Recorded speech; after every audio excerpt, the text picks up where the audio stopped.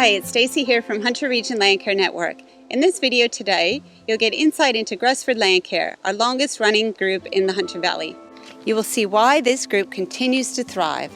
We'll dive into their philosophy on sharing information and creating community.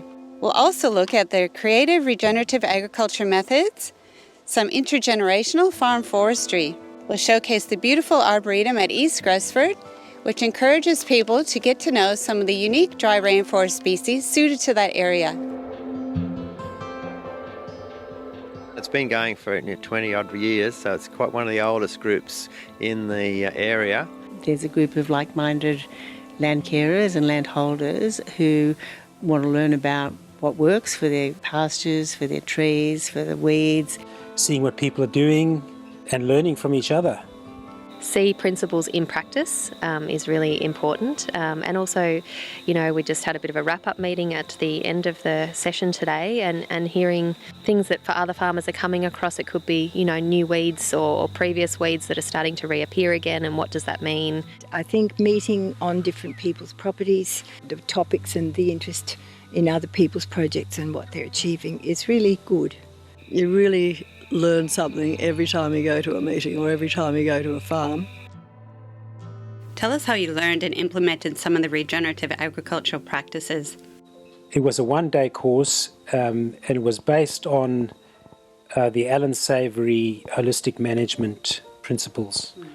And I was literally like I found religion that day, because I came back and I've never touched fertilizers or pesticides again. So from that time I then started with the principles of mob grazing, like getting your animals tightly bunched, and then strip feeding, what they call strip feeding, rotational grazing, planned grazing. Previously it had been very traditional. We had bought the artificial fertilisers, we had used herbicides and all sorts of things. Then a few years ago we just stopped and thought, if we can use holistic management, it's going to reduce our annual costs dramatically. And as we've been doing that, we've been fencing paddocks, and the cattle are moved to have them not back until about 90 days after they go out. This is like high tech. I can't live without the quad bike. So I made this little thing out of an old bicycle. And these rails are just made out of PVC pipe. It's fit on like so, and hook that to the fence, and then run it out and just hook it on. So it's like really, really quick to set it up. To reel it back in, again, is like really easy. I made that to be as cheap as possible and as self-sufficient as I possibly could make. And then I've got a number of these. These are 18 metre that go across. These set little cells for them to graze in. And then the access lanes, the little ones like that to go across. So this is what I use every single day, and very simple, very cheap, and it works.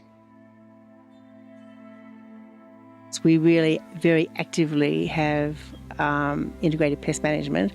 We planted trees either side of the nursery, so we have little birds go backwards and forwards in the nursery, and they get the bugs. And we have little skinks which also eat the bugs.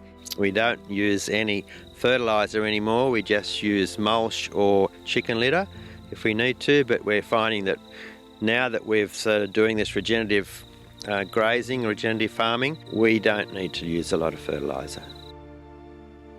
Because what we're trying to do is regenerate soil.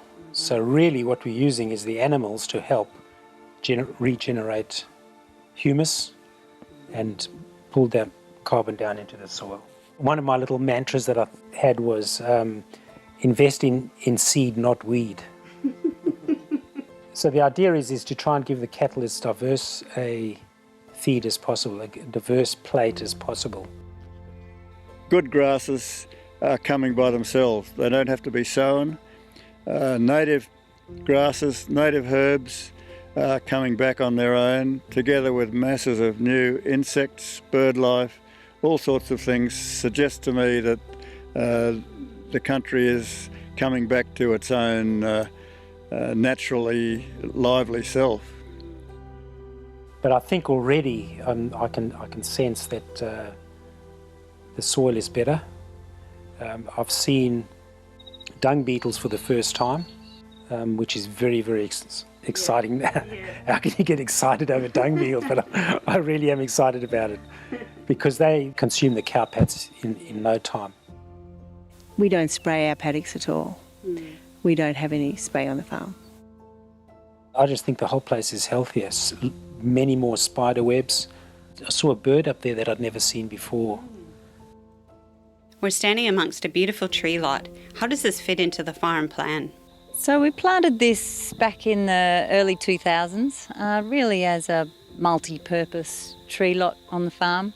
So we're looking for shade and shelter outcomes, biodiversity outcomes, but also having the option for timber in the future.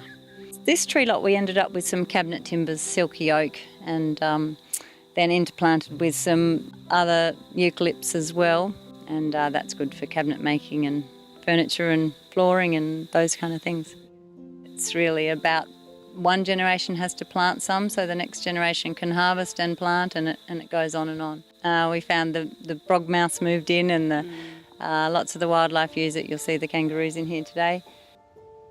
How does Landcare help bring people together? An opportunity for the tree changers moving into an area to not only learn but also hopefully meet some other mutual people, just as I have. You know, and you don't feel so isolated either in your own little world on your own little farm, because it can be isolating on a farm. Yeah. So I think having these sessions is so important. I just think it's the mixing of people, all with the same idea, to make things better. And if companionship and other things like that also result, well, that makes it an even better idea. I think the sense of community, getting to know people. Do you carry out any projects on community land? Got a little project down at the at Gresford at the caravan park, which is on the Allen River. We've been looking after the riverbank there for probably 10 or 12 years and maintaining it. It was pretty bad, a bit eroded and lots of weeds, and so we've cleaned it all up and we've put some stairs in, a good track to get down, and made sure that we've kept the cover there so that we don't get erosion when a flood comes. That's something that everyone can use, and it's nice to be able to see the riverbank looking pretty pristine. Tell us about the importance of the plants used in the Arboretum. The aim really is to get back some of the vegetation that was here, and it's fast disappearing in the area because dry rainforest is a very unique vegetation type, and it's really disappearing. So the Arboretum gives you a good idea of what can be grown, and we'd like to encourage people who come to live up here to plant those sort of trees instead of exotics, because they're really drought tolerant and they're tough and they're beautiful. The project started 4 years ago, and we decided to utilise some vacant land behind the community group hall in Gresford to showcase these species. People do come in and walk around and see what's there, and it's really starting to be very well known, and I'm surprised myself at how beautiful it looks. We've got a very dedicated tribe of friends of the Arboretum who meet every Friday afternoon and do some weeding and have a little chat and a glass of wine afterwards, which is really good for the community. I think the involvement is very special. So our ultimate goal is to make it a beautiful property for the whole community to use, with the added benefit of showcasing the vegetation that's local, which would be really good. A younger generation is, coming through and coming into the Landcare group, then there's obviously so much they have to gain from the generation that's been here previously. And likewise, there's things that the generation that's already been here can learn from the younger generation. So I think if we can see a really good blend starting to grow of the newer farmers, the younger farmers coming through, gaining that wisdom, I think that's a really positive thing. It's to try and keep the landscape in as good condition as we can, whether it's the grazing pastures or the riverbanks. It's all so vital. I guess now we're looking to the future and making sure that, you know, what we are doing is leaving it in a better place than it was as a dairy farm. And there's lots of work to be done.